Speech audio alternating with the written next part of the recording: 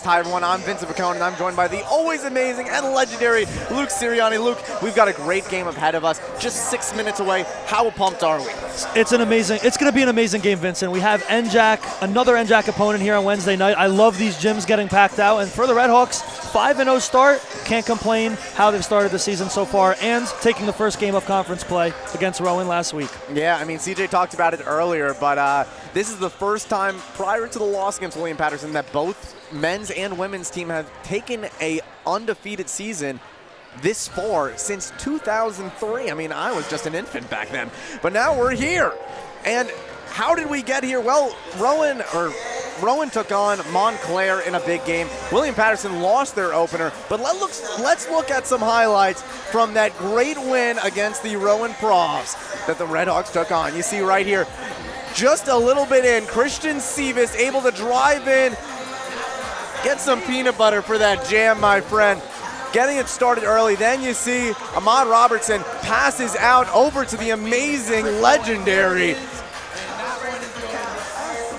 Morales for the big three-pointer. Then looking around once again, who else except for a big dunk from Miles Primus. 10 seconds into the half. Then Ryan Castles from the corner. I apologize, Morales from the corner on that one. And it wouldn't stop there as an inbound comes in, and you'd see Goss. This was a big lead for them as it was huge. And Castles, who might have been the player of the game, 13 points in 12 minutes, makes a huge three to extend the lead now to 17.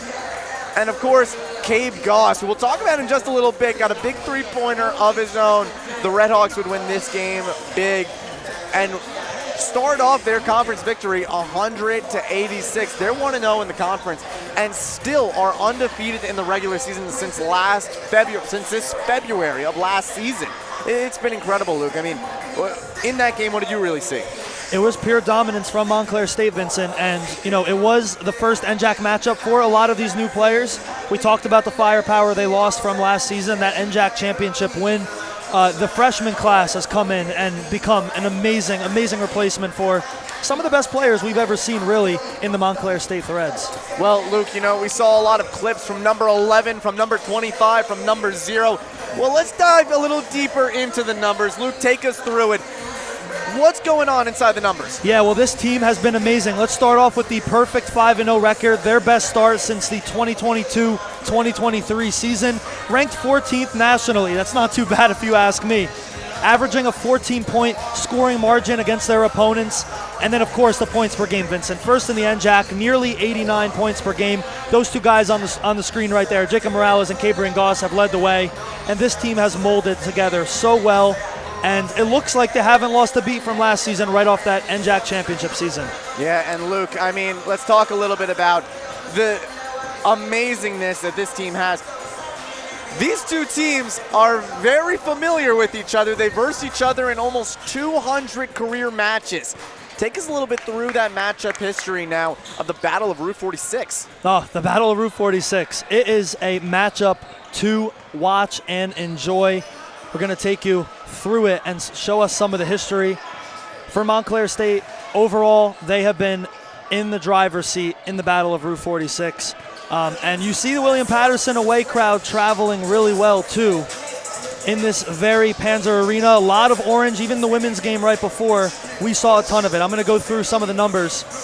Montclair State find themselves way ahead of the series, 112-77. That's their all-time record versus the Pioneers. You see the record right there, and along with that, the Redhawks are 9-1 in their last 10 matchups. Into those last 10 matchups, they won the last 8, and their winning record continues, 32-24 here at home at Panzer Athletic Center. Pretty incredible. The last matchup, a huge blowout, a 31-point win for Montclair State. Lots of history for you right there, but heavily favored in favor of Montclair State. Yeah, and as we get closer to game time, we're about 2 minutes away right now. And Luke, it all comes down to the big keys to the game. What are you choosing? What are you picking off? What are some things that you're looking at today in this game that you're tracking down for the Redhawks to win? Well, so my player changed over the years. This guy has had major growth as an individual player. let the balls fly. Let those three-pointer shots keep on going, Vincent. Jacob Morales is shooting over 55% from the three-point mark. Let him go. And 31.4 points per game. Make that 12 per game behind the arc. He has been so amazing and electric. And for these Red Hawks, I want to see that three-point shot continue, because when they're behind that arc, watch out and get out of the way. These guys are accurate from there. It's going to be a fun one. I mean, that three ball, we've known it for the last 4 years now, Luke. They live and die by the three ball. Going to be interesting to see how they play it today. But we're going to be going over by our sideline today. CJ Staniak. CJ, take it away, my friend.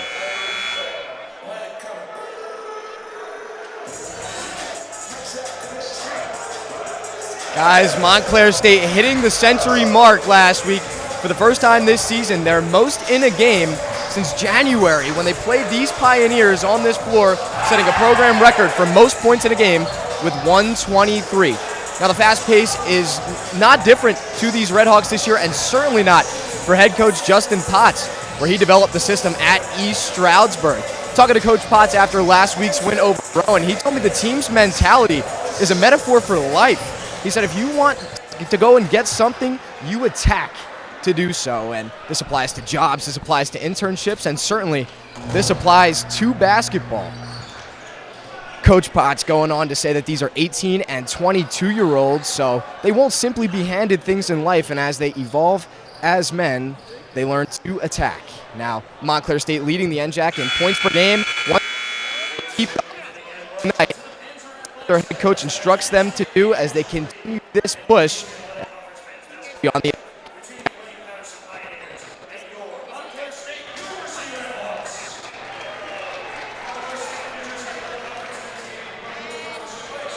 And we're back here. CJ, thank you so much for that insightful talk. And, I mean, you're entirely right. We talked about it a little bit, the program record, living and dying by the three. Jacob Morales has just been so much fun to see. Going to be very exciting, and to see that fast-paced defense as it goes on. Now, Luke, as we're starting to get our starting lineups here, take us through it. Who are your players to watch? I want to start off with the William Paterson side. Oh, absolutely. For William Paterson, I have to go with Jack Goebel. He's the player to watch. He's averaging nearly 19 points per game for the William Paterson Pioneers. I know the Red Hawks did their due diligence and homework on him, and if they do indeed stop him, I think they should have today pretty easily. But again, he's the one to watch. If you manage him, I think the rest of the team is pretty easy, especially for this Red Hawk team to face and lock up on defense. Yeah, Goebel, a new threat for this William Paterson team, a guy that didn't even score over 11 last year and is now averaging way above it. Luke, let's go over to the other side, the three-point maniacs over here, the Red Hawks. Who are you watching for them? Well, you talked about the growth of Goebel. Cabrian Goss. If you watched him as a rookie last season, he was my favorite player to watch, but he has done so much better, doubling his points per game now. And the guy worked the hardest on the court last year. I always said it. He fought. He was not a prolific scorer, but now he's averaging 12 points per game. Last year it was just 6. He doubled his average in points per game, got more confident from the floor, and has been shooting incredibly. And only as a sophomore, you see him come out right here. Just a great player for Coach Potts to have and continue to grow in his sophomore season with the team. Yeah, now let's give you starting lineups as we get started for tonight's matchup. The Montclair State Red Hawks 5-0 versus the William Paterson Pioneers 4-2. A lot of underclassmen for this William Paterson Pioneers team. Nashir Mariq, the freshman, number 2. Number 3, Josiah Carey, the junior, the only upperclassman, or the one of 2 upperclassmen on the starting rotation. Number 13, Luke, you just talked about him, the guard, Jake Goebel. Number 24, Delaney Hyde, the forward. And number 33, Ethan Paul. Now for your Montclair State Red Hawks, starting off the senior guard, Christian Sivas. Number 4, the NJAC Rookie of the Week, Christian Nicholson. Number 7, Cabrian Goss. Number 11, Miles Primus. And number 25, Jacob Morales, the three-point legend here at Montclair State. It's going to be hard to keep them both down. We'll see. Last time these two teams met up, 123 points scored for the Montclair State Red Hawks. It's their program record. See what happens today. Both teams getting set. as we get set for game time. Hyde and Primus getting ready for the jump ball. William Paterson in the black and orange, and we're off. Primus bobbles for a second, passes back to Nicholson. Nicholson, been such a dominant player on the assist chart. Looking around, getting around defense, passes off to Sivas. Morales in the back to Nicholson. Sivas guarded closely by Goebel and driving on the inside. Can't get past. Not enough power on the layup. Well, it was the right play for Christian Sivas. He saw the lane, he attacked it. Talk about his growth this season. He has been amazing, sliding into this Red Hawk team now as the third top scorer. He was nowhere near that last season, and of course, a larger role for him in 2025 and the 2026 season. Well, Carey is going to let that one fall out as Gobble can't gobble it up, I guess. And it'll be a Montclair State ball. Quick turnover to get this one started.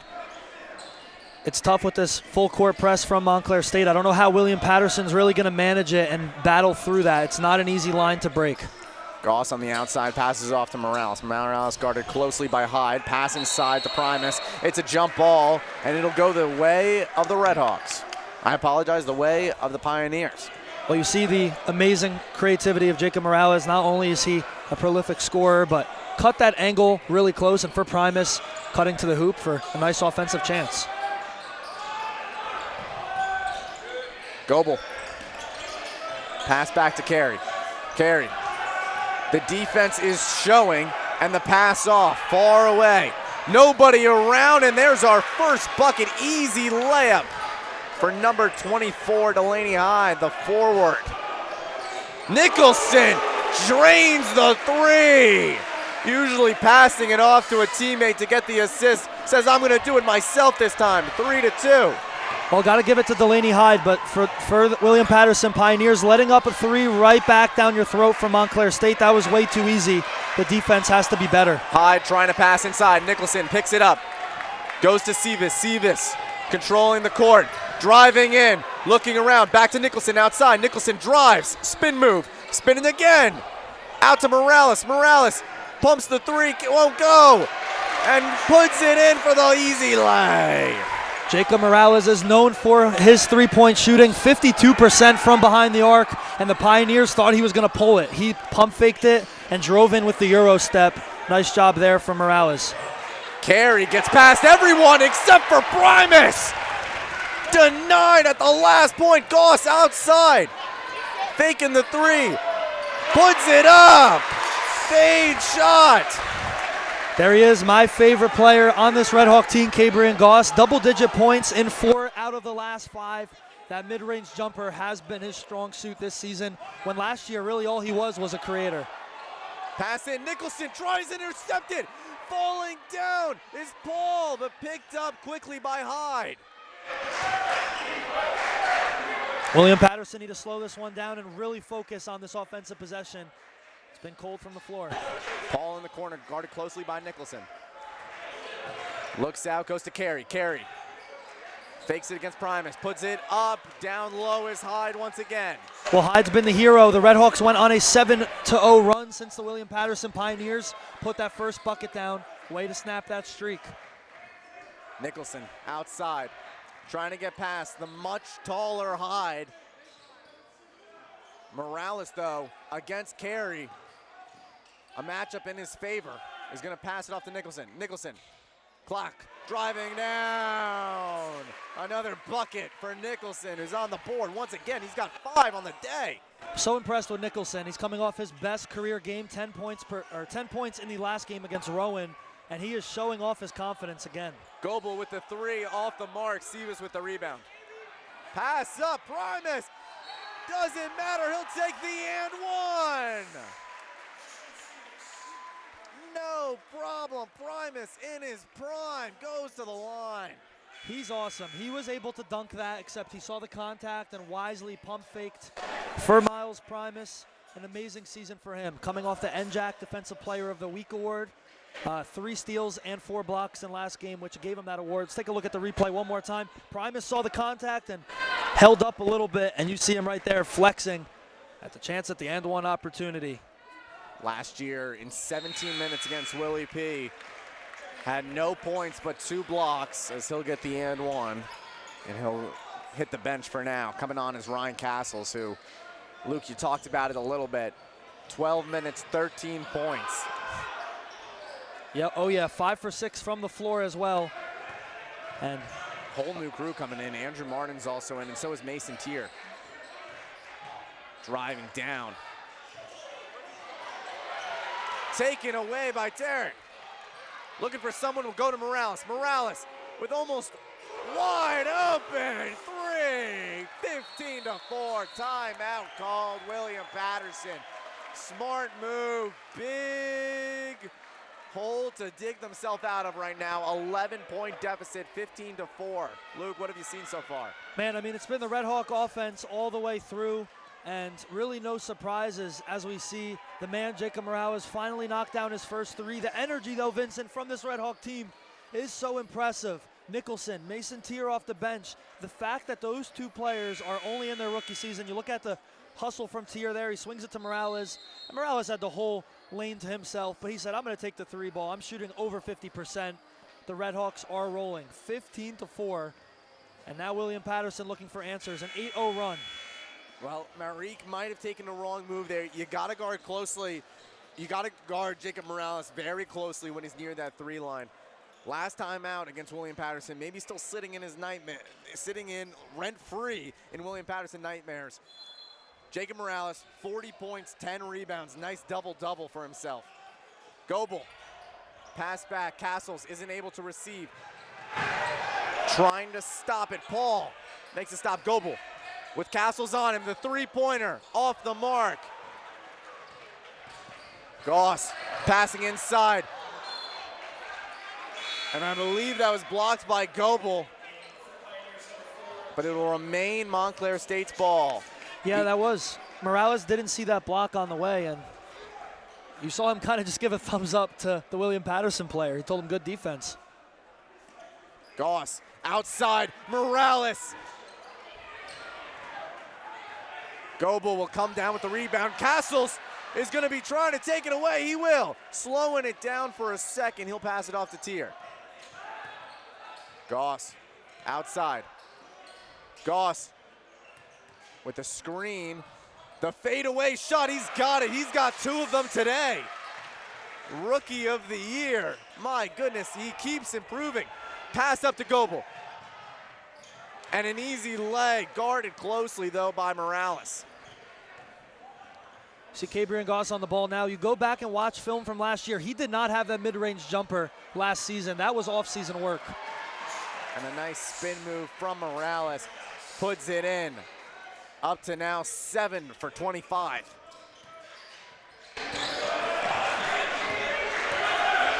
Morin at the line. Or over to Marie, guarded by Castles. Morin once again. With a lot of room, he's got it. A 2-pointer. Goss, nice move, driving in. Whoa! Ring around the rosy. Vincent, I blinked and he went from the 3-point line to the ball being in the hoop. That was amazing. There's nothing the William Paterson Pioneers could do to really get ready for that. They knew where he was going and he still blew right by them. The definition of speed. Well, now Jacob Morales will hit the bench, taking a little bit of a breather, but a lot of known players coming on. Ahmad Robertson, Mason Tier still on, Miles Primus, Ty Carnage.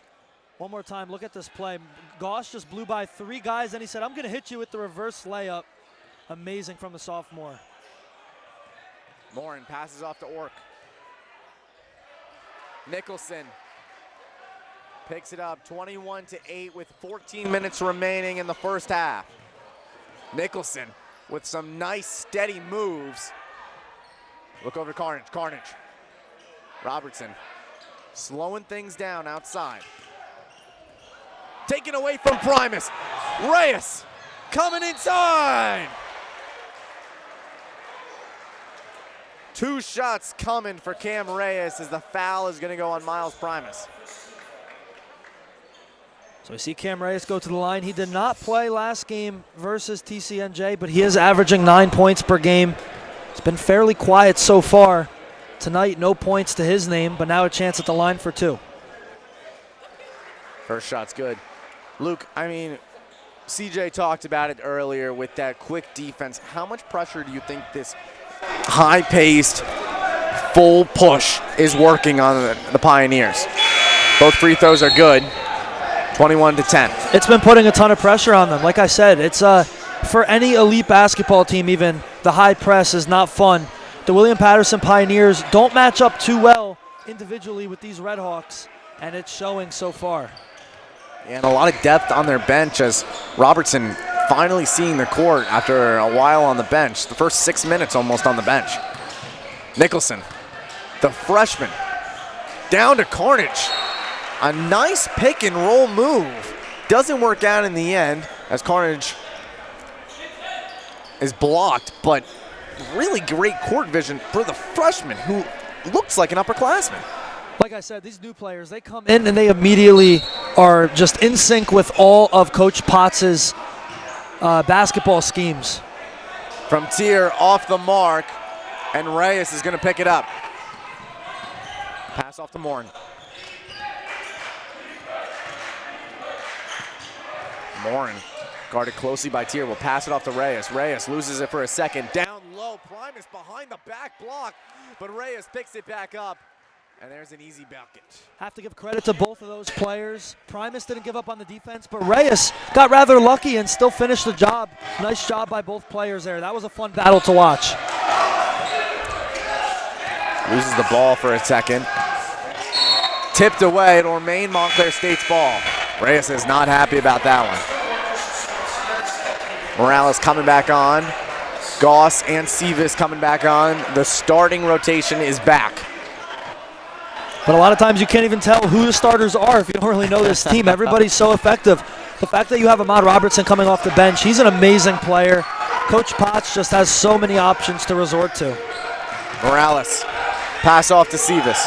Sevis working around. It'll be a travel call. Well, that was amazing defense by Damon Kitchen Jr. That was, Christian Sevis did not expect that defense to be there on that play. Not much he could do. He already lost his dribble, and he didn't free up like he thought he would. Morin guarded by Primus. Inbound is good to Reyes. Pass off to Pearson. Pearson with the lay, the slam from Ork Jr. 6'7" from Williamstown, New Jersey. My goodness. Wow. Well, Jacob Morales knew in that moment that that play was over. 2-on-1. He didn't really have much to do. He stood in the paint in case there would have been a charge, but the alley-oop came from over the top, and we haven't seen a slam at Panzer in a minute, so that was cool to see. I want to see the Red Hawks do it and take the top off this place. Sevis, wow. Great pass, no foul called. Sevis holding his ear. Still no contact down low. Nicholson with a good court pass. Pearson guarded very closely. Reyes driving in. Fadeaway shot off the mark. Big grab from William Paterson. Put back bucket for number 12, Damon Kitchen. Damon Kitchen has been amazing. I don't know if that was the right shot selection on the previous shot, but it worked out in the end. Nicholson unbalanced too, off the mark, and it's going to be an offensive foul on Miles Primus. It's his second of the half. Dangerous spot to be in right now. And you saw that dunk one more time, just a throwdown from William Paterson, Orrock Jr. on the dunk. I think he could have thrown it down a little bit harder, but maybe he was being respectful to the Montclair rims. William Paterson has looked really solid the last few minutes. They're starting to show some energy, which I thought they were lacking in the first few minutes. Morin driving in, pass out to Reyes. And that'll be a foul on Morales. The faked three works. Well, I'll tell you what is working is Cam Reyes. Keep feeding the senior from the Bronx. He's been getting the ball, and this is where the Red Hawks are getting beat on defense. Now you're seeing some frustration, fouling. He's been the most effective player so far. If you're looking at The score sheet, he's tied for 4 as well. 1 for 3 from the floor, but he's affecting the game just in his presence, kind of freeing up his teammates at certain times. 2 rebounds, 1 steal for Reyes. He's been really good. And Oric pushes away Morales and gets it. Goss guarded by Reyes. A mismatch for him. And Goss passes off to Nicholson.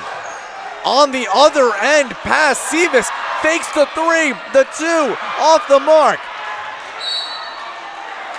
William Paterson can't handle it, and it will remain Montclair State's ball. Well, that was a really solid offensive drive there from Montclair State. William Paterson, though, on a 10-2 run, Vincent, in the last 3 minutes. Something has to change, and I've been waiting for that Coach Potts timeout. I think if they miss one here, maybe on the next possession you take a break. The Redhawks need to find what was working in the first few minutes of the game. Jacob Morales passes it. 3-pointer. Got it! 10 points for him. And a big second 3. Oric looking for his second dunk. Will go with the lay and a big fast point. My goodness, 6-7 for the forward from Williamston. Nicholson against Reyes. Jacob Morales. Fade away shot. He's got it. 4 for 5 from the floor. Don't let him get hot because his hand is heating up right now. He loves the corner shots, and that right side has been his strong spot today. Reyes loses it for a second, but is able to re-cattle. Oric guarded by Goss, and another mismatch situation. Easy bucket. Down low with nobody around. Oric gets misread, and Andrew Martin with nobody around him with an easy lay. Nice hustle there from Andrew Martin. Saw the gap and immediately took the paint and claimed it his, and then received it and put it up for the easy layup. 8-point lead for the Redhawks. And it will remain William Paterson's ball. See a couple subs come in from Montclair State. I think they have to figure out what was working in the beginning. You go back to last game against the Rowan Profs as we see the pass from Nicholson really nicely done to Andrew Martin. They had 5 players in double figures, Vincent, against Rowan, spreading the wealth. Of course, Jacob Morales had his, 25-plus point night, but the rest of the team was scoring. Right now, it is kind of spread out. Nicholson has 5, Goss has 6, Morales has 12.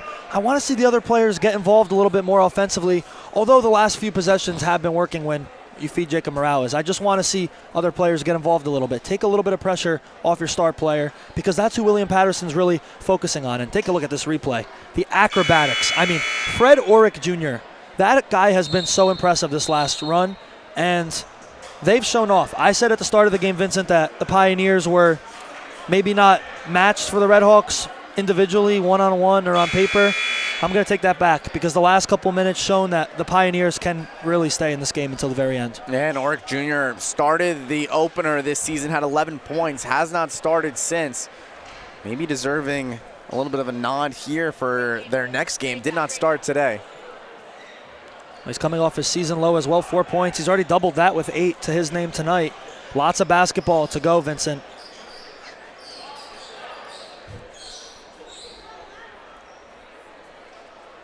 Tyshawn Pearson getting ready for inbound.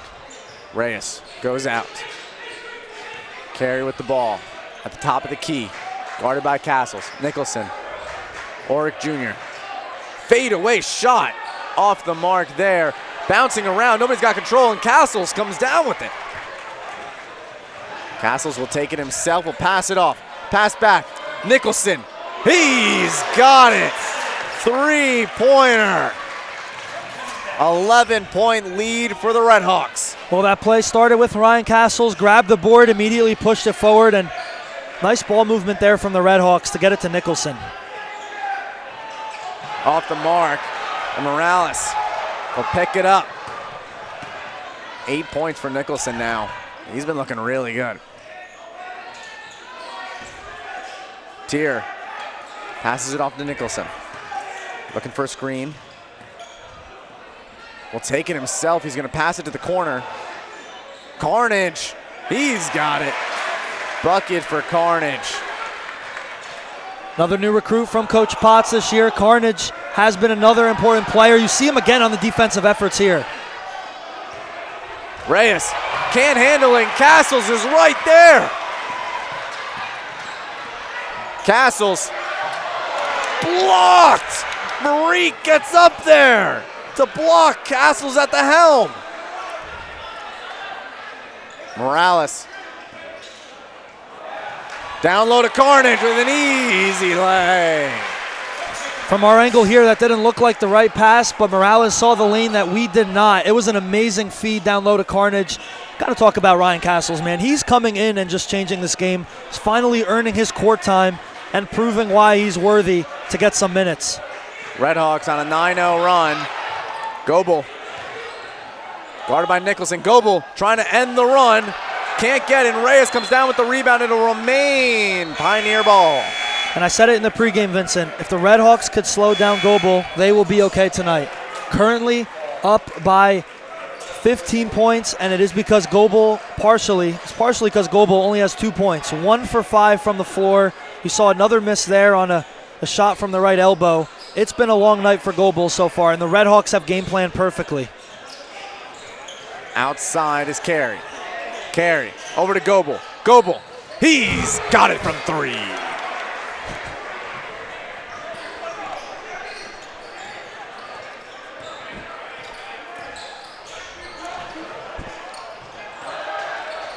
Off the mark there. And Ahmad Robertson will come in for Mason Tier. Ahmad Robertson's another player now, already in his junior year, coming off his best game of the season, 15 points versus Rowan. As I mentioned, so many stars against Rowan.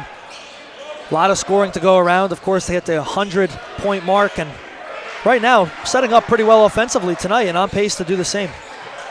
Pass off the mark. And it looked like Ethan Paul stepped on the line. The Toms River native.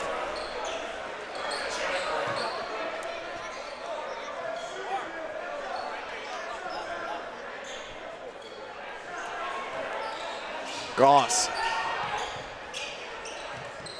37-25. 7 minutes remain. Castles watches the 3, it won't go. And Kunga Sering tries to get up there.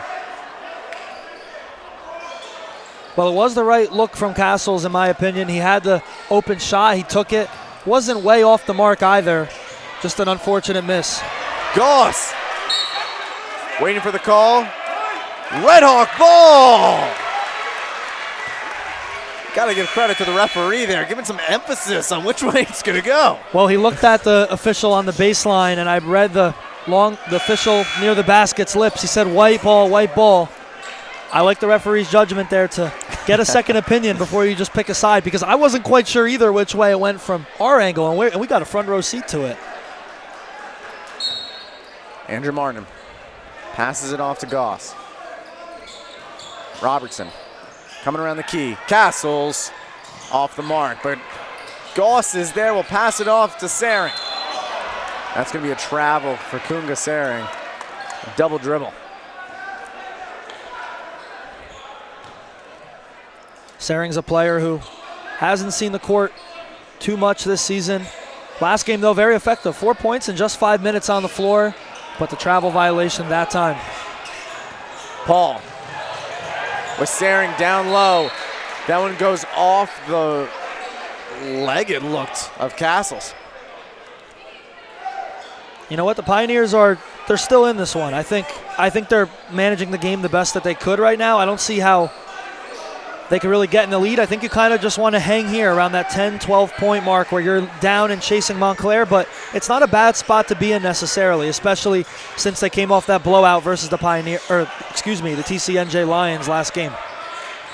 Robertson goes up, and that's going to be an and one for Ethan Paul. Goes up to try to take it away. Robertson comes down with nothing but a foul on his name. Amazing play by Ethan Paul. You see him here posting up on Robertson, does the pump fake, takes the contact, and then pretty touch off the glass for the end one opportunity. Very important player for this William Paterson program, the senior. And for Brian Chapman in his 11th season,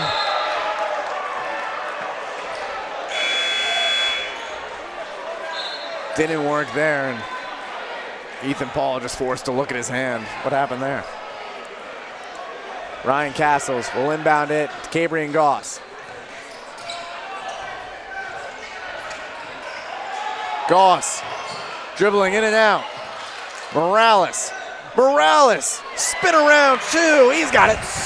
he didn't even look at the basket until he released it. That was an amazing play, and just being aware of your surroundings without even looking up, that's the kind of instincts you need in basketball to be a successful player.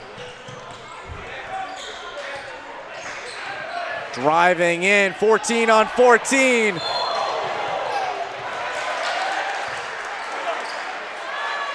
And that'll be a foul on William Paterson. It will go the way of the Redhawks.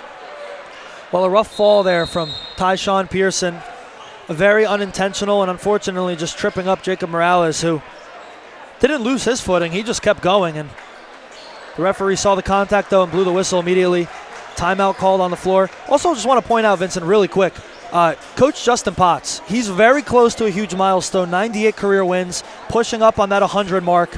Take a look at some of the plays here. The no look from Morales and then the high arcing shot just made it look easy. What a coach Justin Potts is. I mean, he's built such a great program, won the NJAC last season, and if you ask me right now, I know it's early, but these guys should be back in that race again. Jacob Morales on that play looked like my second grade teacher when I tried to pull out my phone to cheat on the test. Eyes in the back of his head. Timeout here. My goodness, what a game we've seen so far. Redhawks, though, 1 for their last 4 from beyond the arc. Christian Nicholson, though, has been really fun to watch so far today, Luke. And as a player that we've usually seen kind of do the facilitating on the court, what have you seen from him tonight? He's 3 for his last 4 field goals. He's unlocked that offensive badge, Vincent. He's gotten the confidence. I mean, sometimes it takes these freshman players a little bit of time to get used to their teammates. And then, of course, Division III basketball, very different from where Nicholson played at high school, which is Mine Hill, New Jersey high school. But he's adapted to the game amazingly. Confident, not afraid to shoot the 3. He's also handling the ball a lot. Usually we just see him catch it and move it and pass and continue to move off the ball. He's really upgraded his offensive skill. And, I mean, just another player for Coach Potts to develop. This team is so amazing. Yes. And I love the coaching staff. Coach Rossi, of course, Kieran Flanagan, one of the stars of last season, joins the staff. I mean, it's just such a good group of guys, and they're led by the right people, which is a part of it. Christian Nicholson and Jacob Morales, both 2 threes for each of them. Redhawks 4 for 9 from beyond the arc, though 1 for their last 4. It's been an exciting one so far. Luke, what about William Paterson? I mean, we've seen great plays from Fred Orrick and Cam Reyes. What does this team need to do to find themselves a way back into this one? Because at one point, they had a chance to shrink the lead back to single digits, and then it got out of their hands once again. 12-point lead, 12-point deficit for them right now. What do they need to do to find their way back? Yeah, well, Fred Orrick has been awesome. He's been very consistent, 4 for 5 from the floor. You got to get your star Gobo back into this game, Vincent. Without him, like I said, I don't think William Paterson stands a chance. If he was playing well right now, this game would be very, very close. But again, the Redhawks are making William Paterson trust their other players around their superstar. And so far, so good. It's worked. Although William Paterson have had some positives. They've went on some solid runs. But right now, the Redhawks are ahead by 12. And so far, so good on their game plan. With just a few minutes left to go in half number 1. Yeah, Goebel this season hasn't had less than 15 points in each of his contests, though right now at a stagnant 5. Missed time pass by Goss. And the Pioneers trying to make a quick play. Paul down low. Gets around Goss and gets the lay. Nice play from Paul there. Really athletic. Had the spin, saw the pressure, and then put it up. He's looked good so far. Just that missed free throw was his only flaw tonight. Nicholson. Robertson around town will pass it off to Goss. Goss with the corner 3. His first three-pointer of the night, Cabrian Goss, just an amazing transformational player. He's really developed that three-point shot as well. Again, just you remember it. You were here last year when he was a freshman. The confidence on that player has just skyrocketed, and you could see it on the court. It is absolutely translating. Tyshawn Pearson with the ball outside. Passes it off to Morin. Pearson once again. Guarded very closely. Gets the fadeaway. Showing off the moves against Morales. Nicholson. Not much more Morales could have done there. That was an amazing play from Pearson. Robertson loses it there. And he'll go to the line for 2.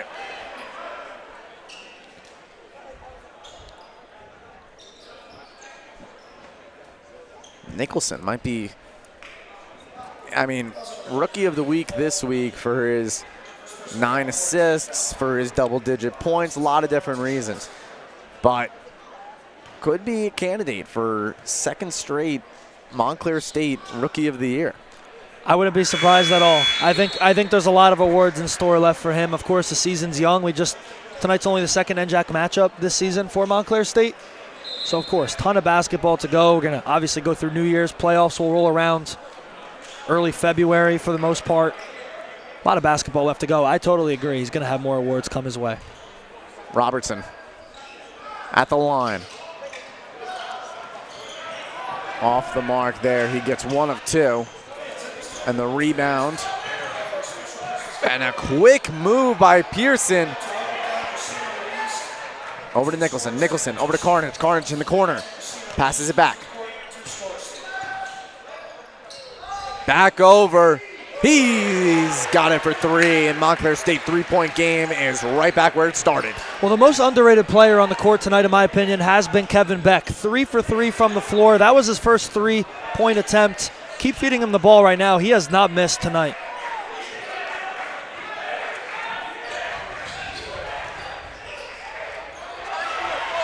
Robertson picks it up. Mistimed, and Beck is going to make the run. Down low, Oric Jr. Holy smokes. Wow. Nicholson. Beck is saying he didn't do anything. Goebel goes down. That was an unfortunate trip. It was not on purpose. Look at the dunk one more time from number 0, Fred Oric Jr. He's been my favorite player to watch tonight for the Pioneers. And, man, he's been unstoppable. He's stepped it up tonight because right now Goebel has had a slow start. Oric, the first player in double-digit figures for the William Paterson Pioneers.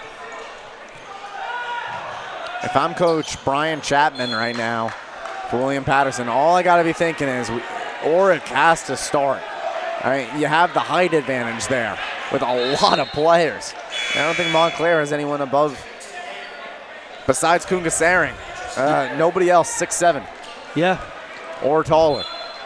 I don't think starting is necessarily a huge deal, but he has to be on the court for a majority of the game like he's been playing tonight because he hasn't been able to be stopped. The Redhawks are usually able to slow down anybody. They're slowing down Goebel, but Oric Jr. has been unstoppable.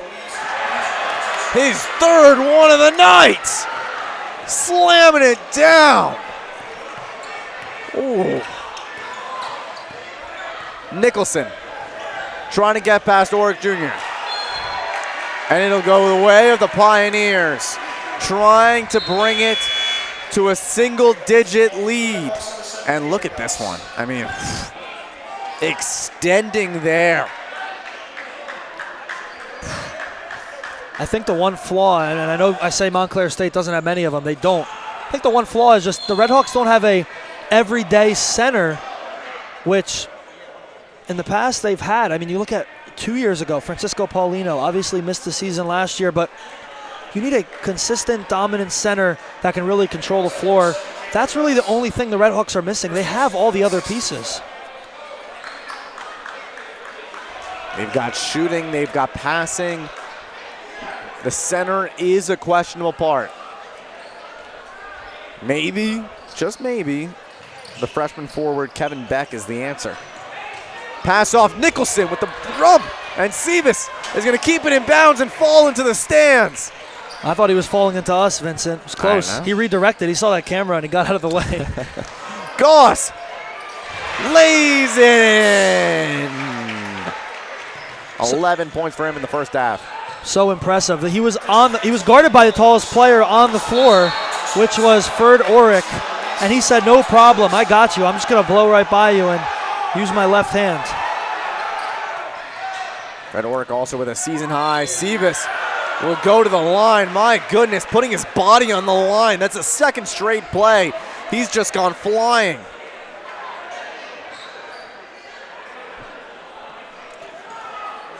I would have to think that Christian Sivas' bones are made out of rubber. He is throwing himself everywhere right now and bouncing back up. Look at this. Goss, the big lay. And again, I talked about the basketball IQ. He saw the pressure from behind. He arced it so high, and he kept it high up where a block was not possible. For Christian Sivas, I talked about it so far, a little bit over 8 points per game. He's seen a lot of court time, and the senior from Long Valley has really molded into a good player.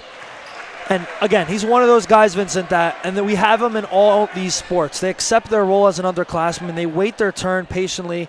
They maintain a good attitude, and then their senior year rolls around, and they become a pivotal player of the team. I think Christian Sivas really slots into that category. A lot of grit points for him. Cam Reyes will take it up, guarded by Beck. Goss misplays it, and Paul with an open three. It's off the mark. Goss is going to come down with the rebound. Dribbling past everyone in the corner is Morales. He's got it. Trying to beat his own record for most threes in a season. It's his third one. Again, Vincent, Goss went from under the hoop, grabbing the board. Maybe it took him 3 seconds to get across the court and flip it to Morales. This Red Hawk team right now on offense is moving at rapid speed. Orick tries to go up for another one and is fouled from behind by Sivas.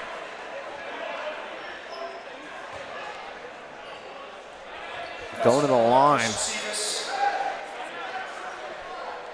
We're going to talk about it. I feel like we've still got 20 minutes to play after this one. We'll be talking about Fred Orick for a long time.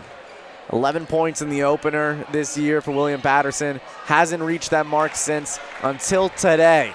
12 points. He misses his first free point. And Vincent, I love how fluid this game is. We really haven't seen a lot of stoppages in play. Only about 11 free throws combined out of these two teams, and there's been a lot of basketball. It's just been nonstop action, back and forth, full speed. Beck passes it off over to Sivas. Sivas driving through traffic. Can't find a way. He's blocked. Carey outside. Passes it into Orick.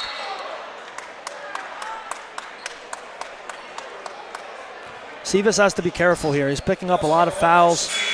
On the previous play, I think he made the wrong decision driving to the hoop. The William Paterson Pioneers were loaded into the paint, and I think he tried to take 2 or 3 guys by himself. I feel like he had a lot of options open around the arc, and now you'll see him check out just to maintain his foul trouble that he's in.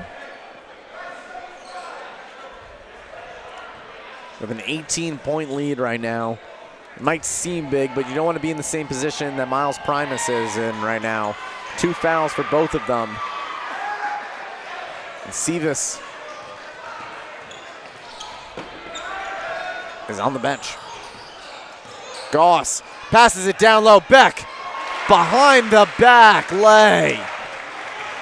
No look pass from Goss, and I think you're right, Vincent. Beck might be seen as potentially the future center for Coach Potts. I think that's where he's testing him right now. And so far, so good. He's left a good impression on me. Like to see him more defensively, but Morales. Goss down low. Mason Thier. Outside. Pass off to Morales. Morales. Off the foot of Reyes. And Pearson. One-on-one with Nicholson. Can't get it.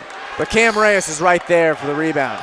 I love the effort from Paterson to drive forward, went behind the back, tried the Euro step, and then his teammates right there to clean up the play and get the job done. 30 seconds left in the first half. 55-37. Also, you got 16 seconds between shot and game clock.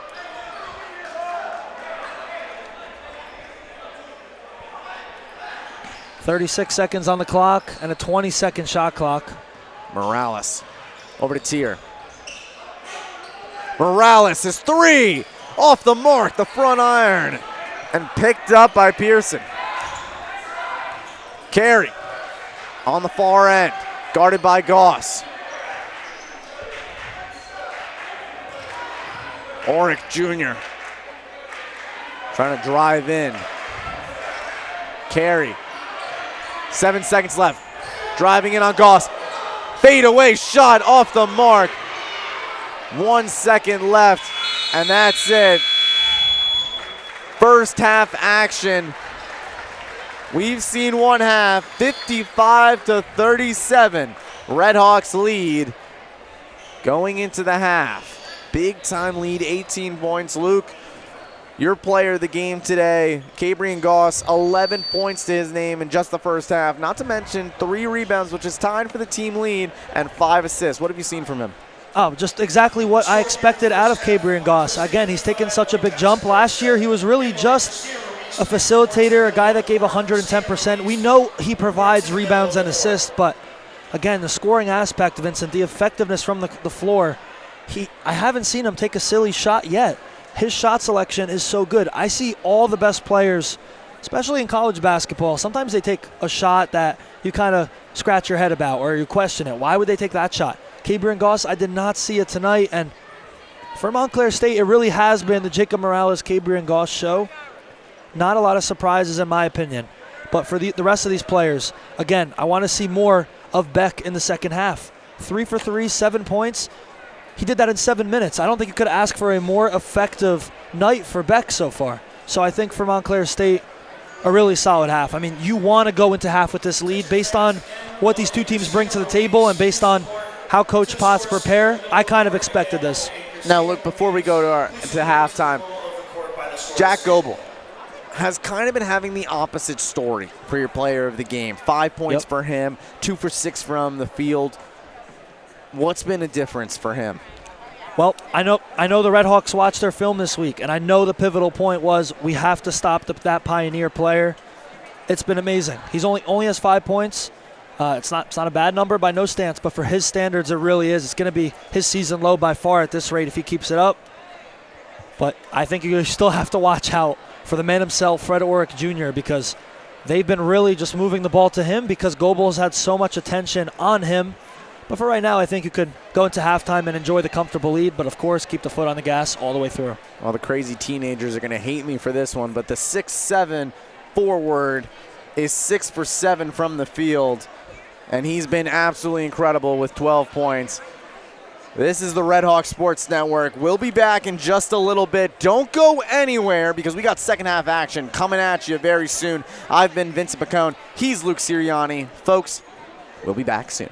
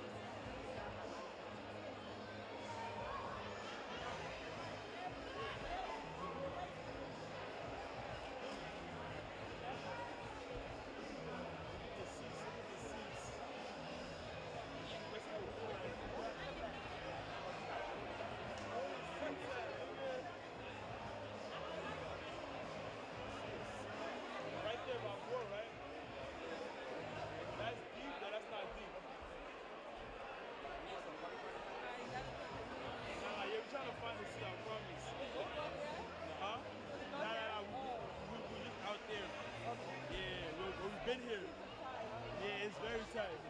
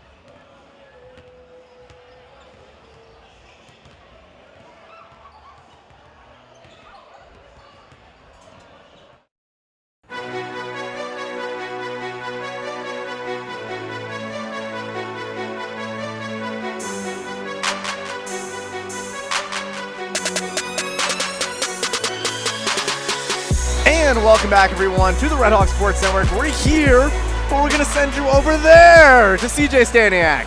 Take it away, CJ.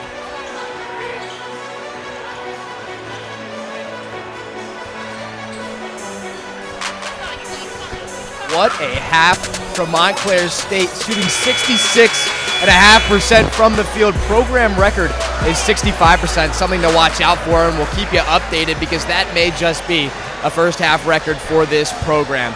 They put up 17 points, helping with Jacob Morales to lead them along. Montclair State now 5 contests in a row, coming in 90-plus points against William Paterson, dating back to February of 2023. Can they make it 6 in a row? It seems as though they are well on their way to another high offensive output. Guys.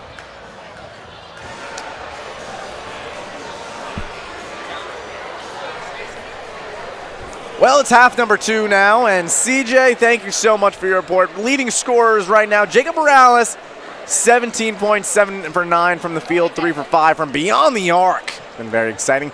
And Fred Orick Jr., 12 points. Has been incredible. Reyes behind him with 6. 55-37 right now. Redhawks with a nice 18-point lead. I'd be comfortable with an 18-point lead. That's like having Mattress Firm. Yeah. I don't think that's a bad lead to have, Vincent, going into the half. I mean, they can keep those rotations going. I think they got this one in hand, but of course a lot of game left to go. I feel like Goebel's going to come out with a little bit of fire and anger with his slow first half start. Goebel 2 for 6 from the field. Hasn't had below 15 points yet this season. Pass off to Morales. Morales over to Primus. We missed out in the first half, and he slams it down.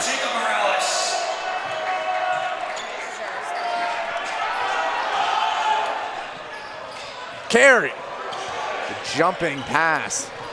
A nice catch. Carey on the outer half. Inside is Hyde. Hyde passes it off. Paul spinning. Will find the bucket. Well, nice response from William Paterson off the Red Hawk. Quick, Jacob Morales to Miles Primus. Give and go, pick and roll. Goss outside. Trips for a second. We'll pass it off to Morales. Morales guarded by Hyde. Loses the ball for a second. We'll pick it back up. Resetting at the top with Hyde. With Goss. Pass off to Nicholson. Nicholson. 4 seconds left. Lay off the mark. Unlucky bounce there. Carey. He's going to breathe for a second. He'll reset the action. Primus. Passing down low and Hyde. A nice. Goebel intercepts the pass to Sivas, and going down fast is Murren. Merrick with a big bucket. Well, you got to find that, again, we talked about in the first half, who's going to play center for this team right now. The Redhawks are missing a big man. It's going to have to be Primus or Morales out of this current group, and I don't think you want Jacob Morales to get into foul trouble. Kind of unfair to have Nicholson down low trying to guard a big man. It's not a good matchup to have. Goebel outside, passes it off to Paul. Paul driving. There's going to be a foul on Primus. He's asking, I don't know where that was. It's his 3rd foul. And for a player that's so pivotal for this team, 3 fouls early, and he's coming off. And Coach Potts just kind of telling him, well, here's where you went wrong. Coming on for him is Andrew Martin.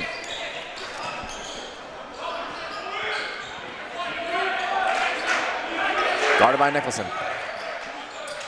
Pass off to the corner. Lays off the mark, and Carey can't get that one to roll his way. Goss speeding fast. Can't figure out the pass.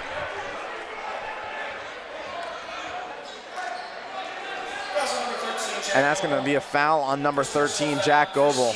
It's his first foul of the day. See, just running in. It looks like he got caught. It was a bad foul. I think his arm actually got tugged in the process. I mean, he's just so quick. Did you see how quickly he got down the court? He almost beat all 5 guys on his own, and he really earned these 2 shots that he has right now. Puts up the shot late. 12 points for him. Gabriel Goss, 14 points in the last 4 of 5 games this season. A pivotal player on the scoring end now, which Luke mentioned. It was not the case last year. Kind of turned into that score. Merrick passing it down low. Over to Paul. Great pass to the corner. It's off the mark, and Oric Jr. puts it up. And that was a play from Andrew Martin there. He's right now currently serving as the center. He missed that rebound, and that caused for the easy putback from the Pioneers. And you mentioned Gabriel Goss. I mean, I think for Jacob Morales last season, it was really him and Mike Jack that scored all the points. I think Goss has taken off that extra pressure on Morales to do more this season. Traveling. Called on Jacob Morales. Mason Tier and Ryan Castle is going to come in for Gabriel Goss and Christian Sivas.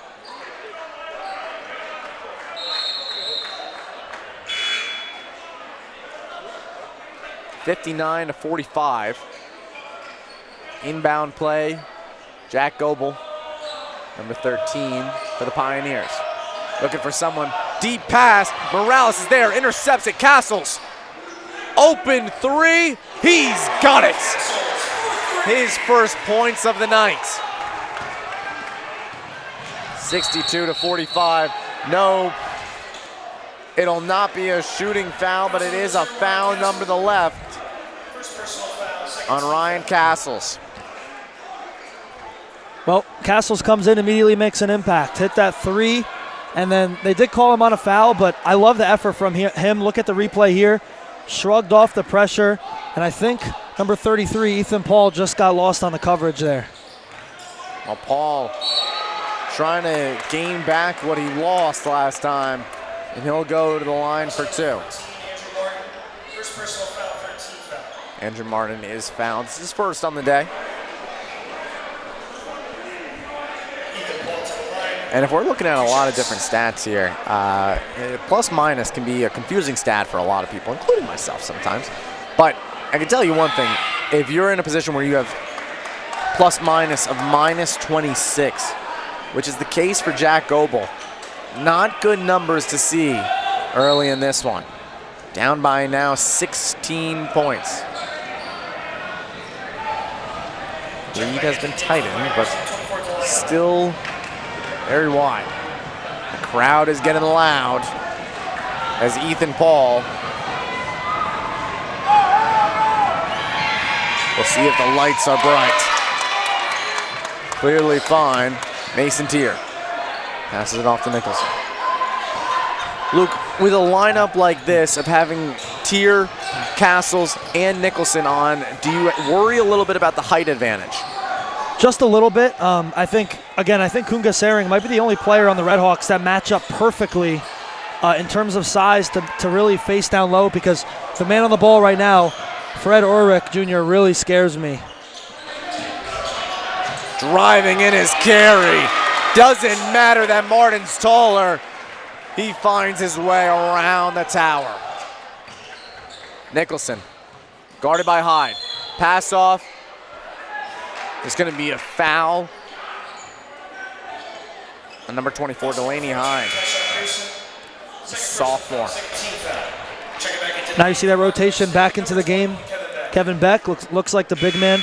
I do like this group, though. It's very unique. You have Castles, Morales, the 2 seniors, and then you got 3 freshmen paired up with them. I mean, again, just being shown the ropes. You saw the replay there one more time from that previous offensive attack from Montclair State. Morales, back of the iron, misses. Carey will bring it up. Carey, outside, pass off to Merrick. Merrick, driving around traffic, but very closely guarded by Nicholson. Morales now.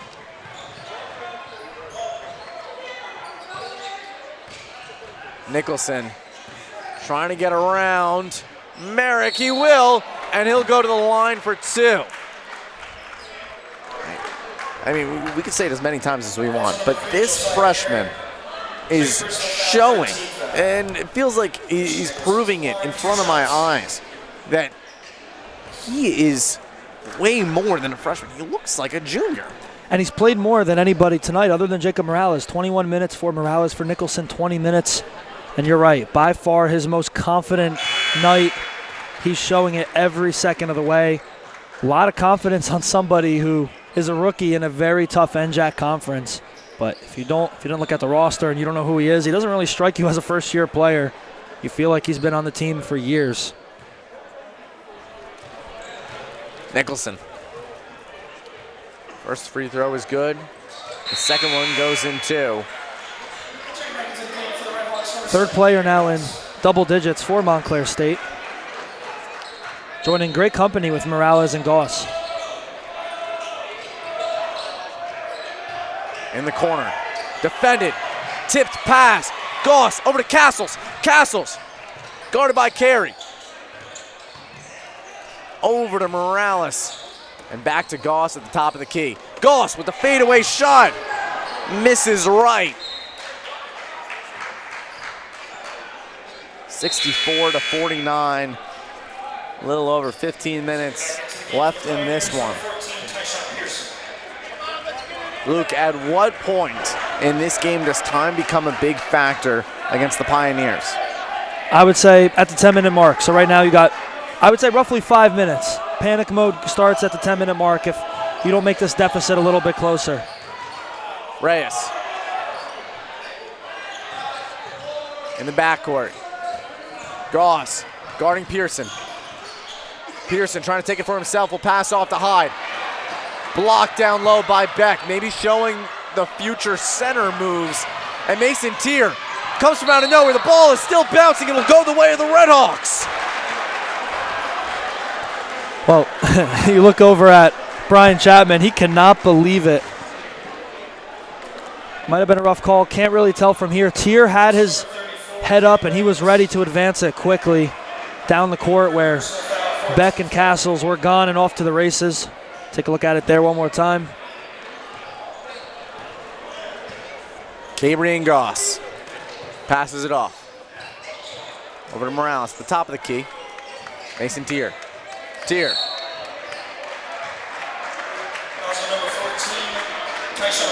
Now William Paterson really just getting into that fouling game. Not ideal at all. That one's going to go on Tyshawn Pearson. Now 10 personal fouls compared to Montclair's 11. So Montclair's still, they're playing it pretty even. But right now it's been a rough one. Mason Tier. Castles will hold it for a second. Over to Morales. Tier. Beck with nobody around. 3 Pioneers go up, none come down with it, and Castles finds it and puts it back. Pass over. Hyde with the fast break layup. Castles from the corner, off the mark. Hits the back of the iron. Merrick, stolen by Goss. Driving through traffic, puts it up, nowhere to go. Big throw for Pearson. Merrick, down low to Hyde. I apologize to Reyes. Wow.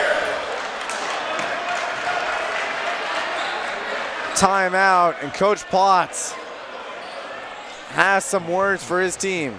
Well, he wasn't happy with Mason Tier that time. I think about his lack of tracking back on defense. Look at the replay here. I mean, we just saw fast-paced basketball, and that was the last bucket before the timeout. This game's been crazy, Vincent. That little stretch we saw right there, back and forth. It was like an NBA All-Star game. You had players really just cherry-picking on both sides, and whoever would inbound it would immediately advance it all the way to the far side of the court. That was interesting to watch because that was something different that we really haven't watched this game so far. We saw the Redhawks didn't even have time to high court press on those few attacks from the Pioneers.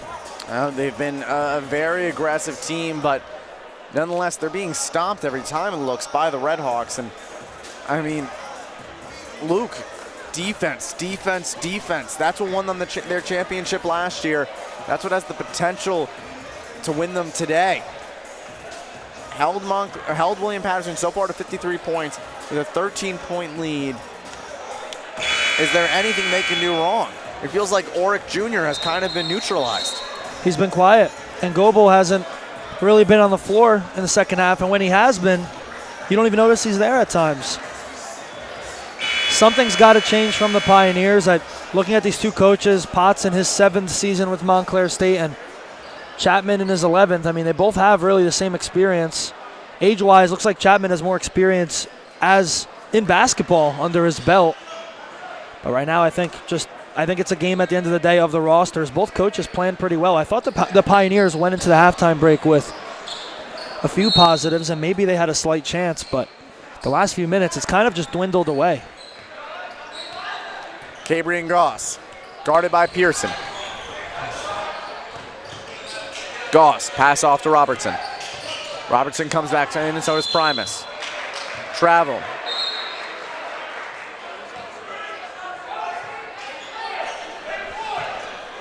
I gotta say, one thing about Jacob Morales that's not on the stat sheet is every time he makes a travel or something like that, he's always the most appropriate man that goes up to the refs. He said, "What did I do?" And then he just walked away. Pearson. Three-pointer from Hyde off the mark. Robertson comes down with it. Pass off to Morales. Morales with some room. He's going to pass off to Robertson. The Redhawks are 1 for their last 7 attempts from the floor. See if they can break that streak here. Down low. Castles up with it. Robertson loses it for a second. Picked back up. Wide open is Goss. He's got it, nothing but the bottom of the net.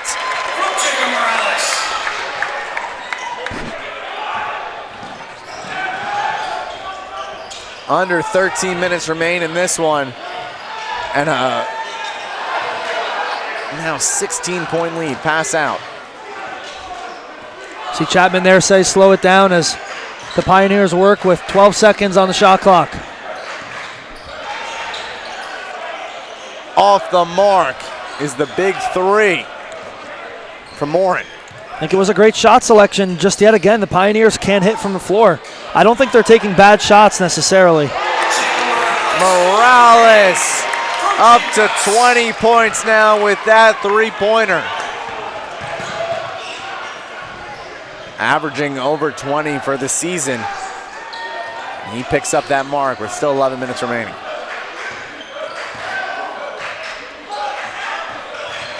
Pearson, fadeaway shot off the mark.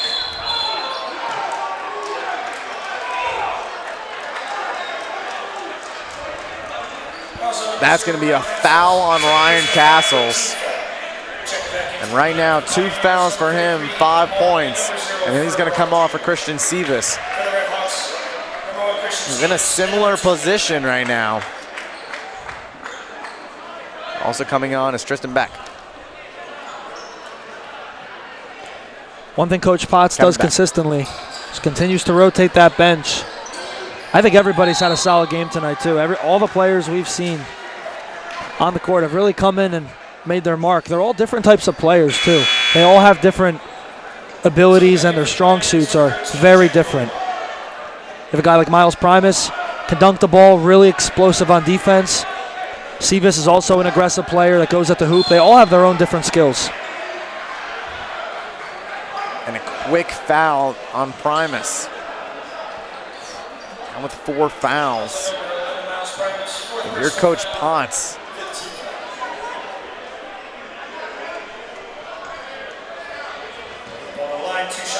having a rough day.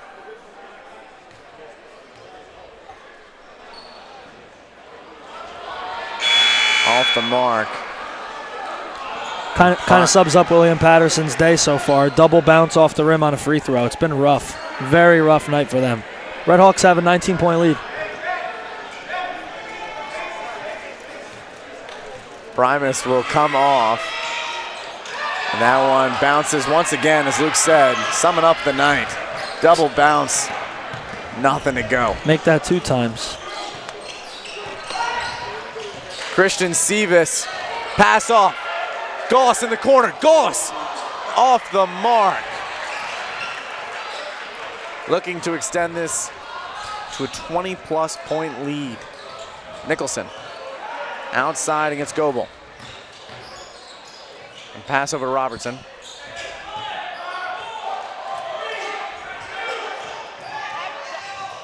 That one, the buzzer will ring, but William Paterson with the ball.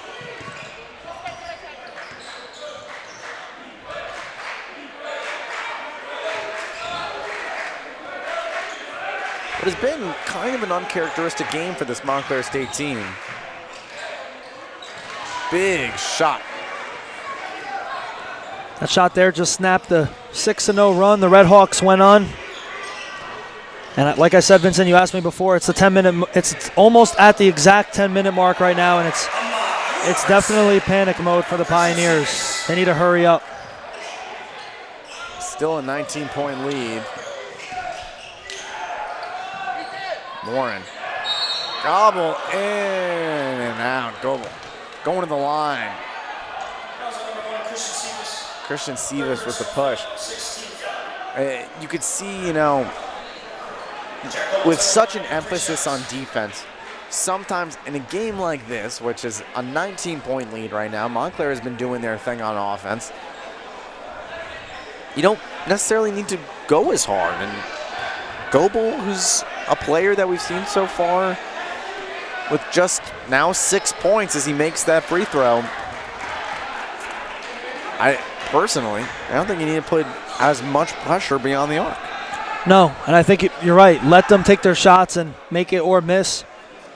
Goebel, though, I know he's very disappointed in his performance tonight. Only a sophomore from Weehawken, but led the team with 16 points against the College of New Jersey, TCNJ, last week. And they're really missing his presence tonight on the court. You could see it in the score, and you can kind of see it in the struggles of the Pioneers.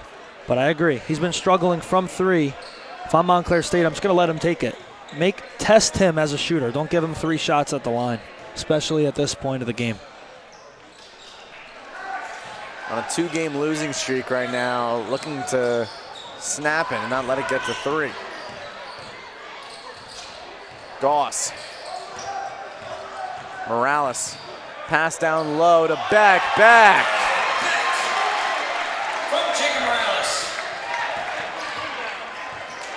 Kevin Beck has had an impressive night for himself. I mean, we talked about it earlier, Luke, could really be moving into that Francisco Paulino center role that he stayed in for so long until his injury. And he's having the best night of his career. 5 for 6 from the floor, 11 points. Even has a 3-pointer to his name. Not really much to critique from Kevin Beck tonight. He's opened up my eyes to what he could really be as a player, and I think for the Red Hawk coaching staff, they see it too. I always say it's one thing to be big in early season games. No conference, no pressure, some say. If you're able to come up big and make, double-digit points like Beck is in conference games, that's huge. These are the teams that are, keeping you away from going back-to-back with championship titles. And Morales picks up his second foul. Now, you look at the NJAC conference, and I know these guys are going to be in it at the end, Vincent. They're the team to beat still. They've lost key players. Their defense has not let up. Their scoring, actually, if anything, has gotten more spread out. Since they lost Mike Jackson, Kieran Flanagan, you have Jacob Morales for one more year. Got to make the most of it. Right now, this Red Hawk team looks great. And, of course, the younger guys are the main players that are contributing to the team, which you can only be happy about for the long term. Off the mark. Putting it up. He's got it.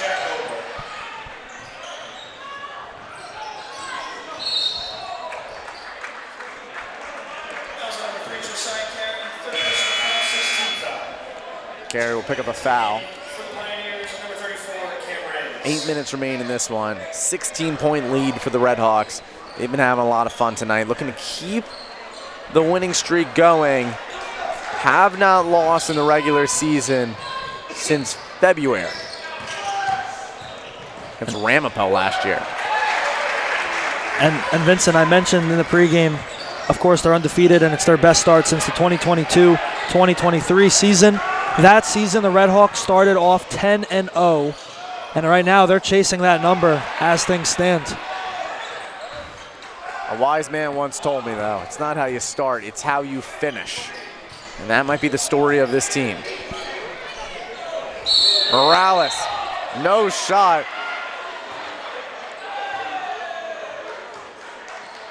Defense wins championships too, though. And I think we talk about the amazing offense. You saw the pregame graphic, nearly 89 points per game as a collective group. They don't let up a lot of points either. 62 points is a very good spot to be at right now. If they could hold William Paterson to under 70, that would be amazingly impressive. I think even low 70s would be incredibly impressive.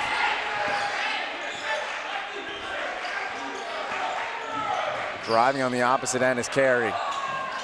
And a nice pump fake put up for Merrick. Nice job by Merrick. Took the baseline, faked out Kevin Beck, and used the right side of the glass. Morales trying to get back what he lost from the early foul by Tier. Can't get it though. Carey. Driving in and out of traffic. Hyde. He's got it. Smooth like butter. Hyde's been quiet the second half. He was the player that really started off this game well for the Pioneers. And I would like to see the ball in his hand a little more. Nicholson with a step back three. He's up to 13. Wow. Whew. He is fun to watch, Luke. I mean, it's got to be the NJAC Rookie of the Week favorite for this upcoming week, right? You would assume. I don't know what's going on across the NJAC currently tonight, but right now I think it's really tough to top that, what he's done tonight, and he has a lot of time left. Look at the confidence on the kid. Through the legs, high arcing shot, over the head of the tallest player on the court, Danielle Hyde. This kid is ready for NJAC play, and I'm so impressed, really, what he's brought to the floor tonight. I mean, he's getting in a groove at the right time. Last game out against Rowan was his first collegiate double-digit scoring night. He also made his first 2 threes. Now we're looking at today, still in the same mindset, and now has a new collegiate record for most points. He's been a fun player to watch. Not to mention, which you're not going to see if you're just looking on our website, his handles have been so impressive. I mean, if you put 3 players down low against him, he's going to look like a car on Route 80 with the Jersey slide, getting in and out of traffic. And I haven't seen him hesitate yet. He already knows where the next move is, whether it's a pass, a shot, through the legs, step back, skill move. He's not hesitating. And I think as a rookie, to not see those growing pains out of somebody who's really just adjusting to the next level of basketball is very, very rare to come across. I'll tell you that much. Even last year, at the start of the year, Cabrian Goss, a guy that was one of the top young players for Montclair State last year, he turned the ball over a lot. A lot of plays he hesitated. He had up and down plays where he would jump and then wouldn't release the ball because he didn't know if he should shoot it. I'm not seeing that with Nicholson. What does that mean for next year and for years to come? He's going to be an amazing player. And a great stop. Red Hawks. Another timeout. 7 minutes. William Paterson calls the tee. Luke, my one question to you, though, is in a position where you have Cabrian Goss and Christian Nicholson, 2 players that I wouldn't say do the exact same thing, but they both can put up great assist numbers, and they both can now put up great point numbers, which we can see from both of them, which is, different for both players. Let's look at this replay. Look at this. Yeah, you see Coach Chapman just scream, timeout! Timeout! Just trying to make a stop there. But in a position where you have, I wouldn't say 2 of the same players, but 2 players that can do kind of the same thing. If you're Coach Pont, how do you mix that into your rotation? Yeah, well, I think we're seeing kind of balanced aggression throughout this team, Vincent. You saw in the last play, Andrew Martin and Christian Sivas. Martin hasn't played a whole lot this entire season, but he comes in and makes a defensive stop. I think these guys are all really bought into the culture. I talked to Ryan Castles last week after the Rowan game, interviewed him on the sideline, and I asked him about this young group, so many new players, and he didn't even answer it just from the freshman players. He said this group is so bought into the culture and our identity of basketball. He told me they're close off the court. They all off season and into the preseason, they went to get team meals together off campus, not the study sessions here at Panzer. And I mean, the chemistry, the friendship that these guys share, it's special, and you can see it on the court. Pass is inbound into Carey. Carey outside, guarded by Martin. Martin keeping a close eye. Goebel goes up, can't get it. Robertson. It has not been Goebel's night. Having a tough time. And I think big three from Morales.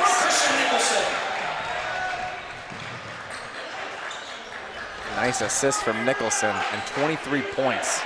Looking back on the stats, and I don't know if we will see it anytime soon, but we're coming up on the year mark of the last time that Jacob Morales had under 14 points, which feels like a very weird stat, but it's hard to find one where he's had under double digits. He's been absolutely incredible and such a fun player to watch. And I really thought that he was going to have a quieter game because at points he was quiet, but now he's back right up near his average at the 23 mark. And he's shooting again over 50% from the floor and exactly 50% from three tonight. Sivas. Big grab by Martin. Nicholson trying to facilitate. Three-pointer from Sivas off the mark. Up by 18. 6 minutes remain. Tyshawn Pearson there with the nice spin move. He's hit that a couple times tonight. He also had the Euro step right before the halftime break. He's a really shifty player. Robertson down low. Over to Nicholson, blocked by Oric Jr. Well, it was the right idea, and there you go. There's the rookie mistake. Just didn't see Oric Jr. Reyes. A senior mistake there, not knowing that Robertson's right behind. Well, these Redhawks don't stop. That was fast-paced basketball. It began on the Ahmad Robertson block, and then every time the Redhawks have the ball and Christian Sivas is on the floor, he takes off. Take a look at it on the replay again. Right-hand swat. Sivas is already gone. You can't see him on the screen. Morales has his head up and advanced it quickly to Christian Sivas, who isn't scoring well tonight. Only 4 points to his name, but contributing to rebounds and assists, and has one steal as well. And now 3 for 3 at the line. Sivas makes the first free throw. Luke, you talked about it a little bit, but the depth on this bench, and now, honestly, both benches, this has been a game of who do you have on your bench? Oric Jr., who is a player that came off the bench today for the Pioneers, has put up their most points with 14. Jack Goebel, their secondary scorer right now, who has 10, and Hyde with 12. But the big numbers have been coming off the bench for this team. I mean, how much have you seen both benches be in play today? Yeah, well, outside of Oric Jr., though, I would argue William Paterson's bench hasn't been too great. Of course, for him, it's the best performance of the season for him. Goebel's having his worst night of the year. For the Redhawks, I mean, the bench is always a key factor to this team. Most of the Redhawk bench players are starters if they transferred throughout the NJAC, within the NJAC, I should say. Oric Jr. getting through traffic. My goodness. Like a bulldozer just coming through. Morales. Way downtown. Can't leave him open. No, you cannot. Paul. Over to Goebel. Goebel passes off to Pearson. Pearson outside. Woodorick Jr. inside. Paul reads the mismatch of Goss on him and plays it. Ethan Paul now with 10 points. He's in double digits.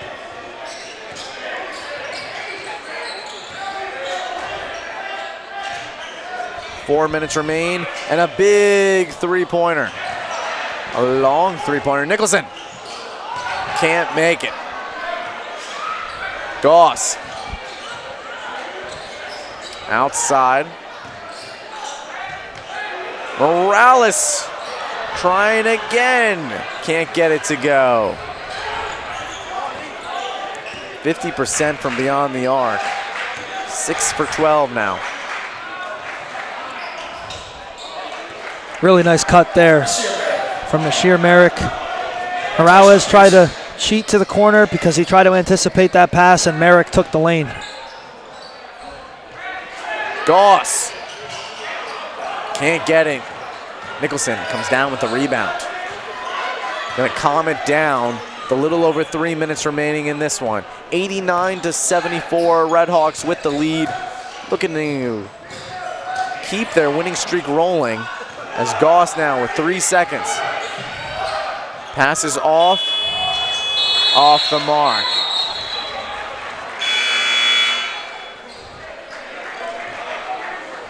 That'll be a shot clock violation. Robertson will come off. Primus is back on. And Mason Tier back on for Ryan Castles. And Coach Rossi was a little upset on that play. I think he was pointing to the clock. They were also counting down for the team, but of course you're on the court. You're not really listening necessarily. And I think the Redhawks might have lost track of time. By the time Robertson caught it, it was late. Luke, I want to ask you, Mason Tier right now, it feels like he's been, I wouldn't say getting a lot of minutes, but they're trying to put him out there to make some different moves. It looks like Coach Potts sees something in him and is waiting for it to be unlocked. What do you think from his perspective? Yeah, I mean, he's somebody who's still developing. We do see strong suits from Mason Tier. I think tonight has been kind of quiet from him, but again, it's rookie growing pains. It's going to happen. The average player is not going to come in and be flawless their freshman year. This is only the second NJAC game ever for Mason Tier as well. He's just adjusting to a new brand of basketball, and I think he'll eventually get it down. It'll just take time. Back in high school, he was a PIAA Class 4A state champion and was that game's MVP. He's been having a new season in his freshman year here at Montclair State, but I don't know. It just feels like the way that Coach Rossi and Coach Potts have kind of been looking at him, it looks like they see something. He had 16 points in his collegiate debut against Dickinson, 6 for 15 from the field. Maybe kind of seeing the reality of playing in the NJAC conference compared to the out-of-conference games. That's what I was going to say. I think there are, some extra nerves that come with conference play. I think even the veterans on the Redhawks team get a little nervous for conference play. Remember, out-of-conference games, you don't have a lot of pressure, but it is very impressive. 16 points in his collegiate debut is pretty good. Before Montclair State, I mean, they're going to end up 2-0 in the NJAC conference, 6-0 on the season. And again, you find a certified big man, which to me, in my opinion, I'm no basketball expert, but Kevin Beck looks like he could be that answer. If you have Beck throughout the season remain as the center, I don't know who will stop this Red Hawk team, because give me one other flaw other than they don't have a center by title. Everything else is perfect. Their bench, their rotations, their young players are great. Their seniors have developed into everyday players. A lot of guys that did not see the floor last year, Vincent. The team has really come full circle in a year where I thought they would have a lot of issues just to start off the season because they lost so many key pieces. Pearson. 2:23 remain. Morales is going to be tugged down. He's back up. Little nod, smirk, and high five from Jacob Morales. Staying classy. Great job from him not to retaliate. I think it's just he knows he got the win in hand. And I mean, Luke, I know that Jacob Morales officially is from Passaic Hills, and he went to Rutgers before this, but I'm almost positive he grew up in Antarctica with that cool head. Nothing could faze him. He's so calm, he's so humble. And I mean, again, there's no reason to do anything there. He's so relaxed and calm, and now he's going to try to knock down the free throw for 27 points on the night. He missed that one. Maybe you're looking to put up another 30 spot, and he's going to get a steal there. Just snatched that one.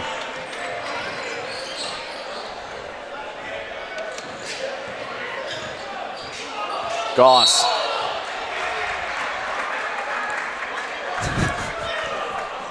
I'm such a big fan of Coach Rossi. You look at the score right now, it's a 16-point game with 2 minutes left. The game is over. The Red Hawks have their win.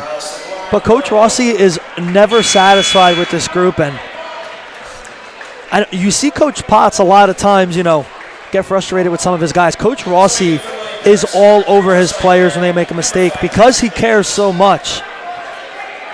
I miss the days where we would interview him on the sideline. I mean, he always had something good to say. The energy radiates through the screen. Just really one of the best assistant coaches you could really ask for. He's the one, I just saw him pop a smile there. But we went into games at halftime, and I would interview him. He was never satisfied. They could have been up by 40, and he wouldn't have been satisfied.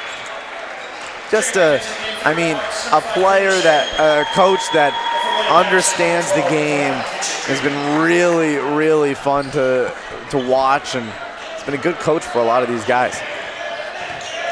Yeah, and of course, they're number 14 in the nation. I think Coach Rossi wants to be number 1 in the nation, and that's really I think that's really what he's pushing his players to strive for.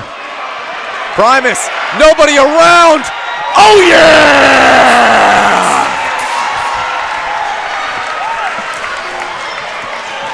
Saw that one coming. The second he broke away, he slowed down. Everybody knew in the gym what was about to happen.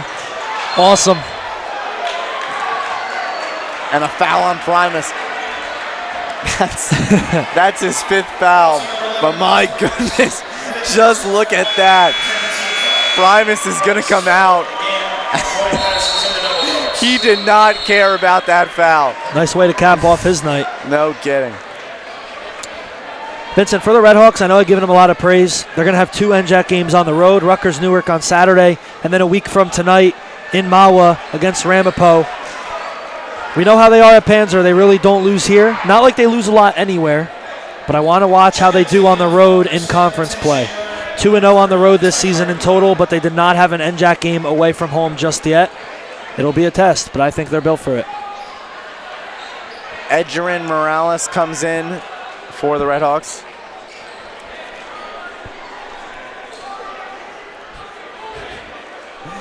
And number 30, Ty Carnage, comes on. Both players that haven't seen a lot of minutes this year. For Morales, just 9 minutes in total in his freshman year. And again, just giving those guys the NJAC experience. Brian Yu into the game as well. Brian Yu coming in. 90 seconds remaining. Brian Wu in his 2nd year, still looking for his first collegiate point. Pass out. Wu's gonna take the shot, and he's got it! Brian Wu! His first collegiate bucket! Brian Wu! My goodness! Wow! Got all the feels in this one, and Yu passes it off. Saring is going to be fouled. He was looking for a dunk of his own.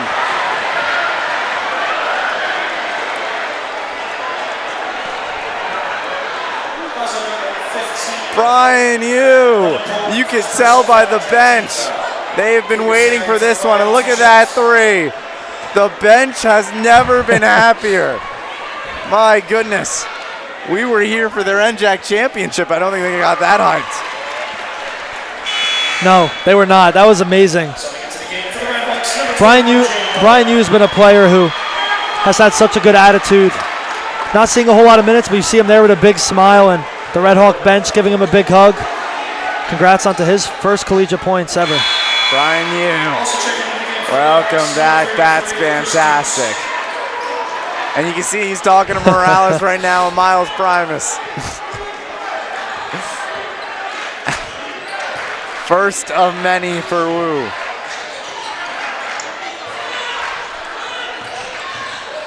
Rough NJAC stretch coming up as well for the Pioneers. They're going to go play Stockton at home in Wayne, and then to Rutgers Newark, and then Rowan at home. Could be a long season for these Pioneers if they don't turn it around in conference play soon. Well, they had a tough stretch. I mean, TCNJ ranked number 20 in the nation. Montclair State ranked number 12. Finally going up against Stockton, who is not an easy competitor, but put it up, and there's another first collegiate bucket for the freshman Ty Carnage. Oh, yeah. He's got it, and he'll go to the line to try to make it 3. Redhawks lead 101-74. Their second straight game against William Paterson of dropping triple digits on them.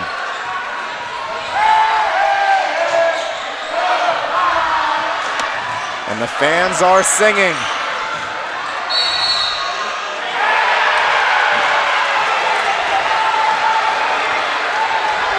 Foul called. Just look at that one. You gotta love it, this team. Luke, you talked about the bond that this team has. You can see it. They know how many points their freshmen have had in their collegiate career, and they want to see them get that first bucket. Yes, they do. Saw 2 players there add their name into the Montclair State history books, getting on the board for the Red Hawks, and now they'll just dribble this one out. Another 100-point game.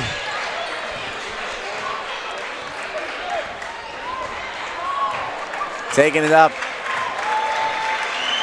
Running down the clock. 3, 2, 1. Montclair State. A 9-game winning streak now against the William Paterson Pioneers. And now a 6-game winning streak throughout their season. 6-0 to start the year. 2-0 in the NJAC Conference. This is one you don't want to forget, folks. William Paterson falls down 102-75, and their losing streak continues to now 3 games, still winless in the NJAC Conference. They'll have a chance on Saturday, though, against Stockton. Yeah, and back-to-back games for Montclair State with 100 team points, Vincent. Again, last week, 100-point bomb, and today 102. Also allowing 11 points less than last week. The defense got better, and the offense showed one more bucket than they had last week. These Red Hawks are making a statement. It was a 13-3 run to end the game in the final 4 minutes of it, and just pure dominance. Going to have a sideline interview very soon, but what a game. I mean, Luke, this was everything you asked for. Just a wonderful game and everything that you've wanted. This has really been fantastic. Just an exciting game for everyone all around. And I mean, Luke, you said it earlier. We're going to wait a second for the crowds to adjust. You see everyone get in love. We're going to send it up. With Kevin Beck post-game. Kevin, exciting one for you guys. Interview for us. Take it away, Siege. What's one feel for you on your home floor in your freshman season? Yeah, I mean, it felt pretty good. I had a couple rough games, past 2 games, getting down on myself. So I think that game was a big confidence booster for us. I mean, there's a lot of little things that we can all work on, including myself. And I mean, we're on the Saturday now. So obviously, you guys, one of the top teams ranked now in the country, going to be playing ahead a lot. What is your guys' mentality to keep that foot on the gas when you already have a lead? William Paterson tried to get back into this one, but you guys fought him off and even increased the lead by the end. Yeah, I think our main word for the season has been to dominate teams. We're not satisfied with just beating teams. So even that win, we're not satisfied with that. We want to dominate teams every night, especially when we're up big. We should keep putting them on them. And I mean, if we have to beat teams by 30 every night, we want to do that. We want to prove we're one of the best teams in the country. Kevin, you're stepping into an NJAC championship program this year, an NCAA team. They have a lot of high hopes. What have you noticed about this group and the transition from high school to the collegiate level? I think the culture was a big change. I mean, all fall we were getting up at 6 a.m. 3 days a week for lifts, working out constantly. So, I mean, that was definitely a big jump for me, just like getting used to that, and the physicality, of course, too. But, I mean, we have a lot of older guys that kind of put me under their wing, which helped all of us freshmen. I mean, we have a lot of freshmen this year, a lot of new guys, a lot of new faces. And, I mean, we have high expectations for ourselves, especially after the team won the NJAC last year. But I think a new thing is we're a new team this year, so their success has led to us being ranked nationally and stuff like that. But we want to build a name for ourselves and keep building, get better as the season goes on. How about some of your freshman teammates coming in at the end there? Yeah, that was pretty cool. I mean, Jaden, Ed, all of them. So we've gotten really close as a team. So it was cool to see them get in. I think our boy Brian knew he's a sophomore, but he's got his first bucket, college bucket. So it's cool, and we can put it on teams like that and then let guys, because I mean they work their butts off in practice day in and day out, and they're one of the reasons we're so successful because of how hard they go in practice. So I mean, to get them on the floor and to let them get some buckets is always cool. Congrats on the win, Kevin. Thank you, appreciate it, guys.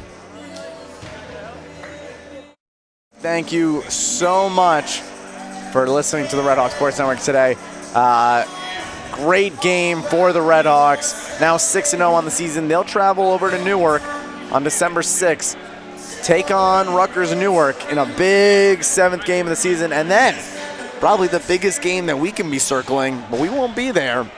Rampo Roadrunners, the NJAC final last year, is happening at Mahwah, New Jersey next Wednesday, a week from today. Then on Saturday, we'll be back here for Rutgers Camden here at the Panzer Athletic Center. As for the William Paterson Pioneers, they go on to verse Stockton at home, and then we'll go on the road to face off against Rutgers Newark.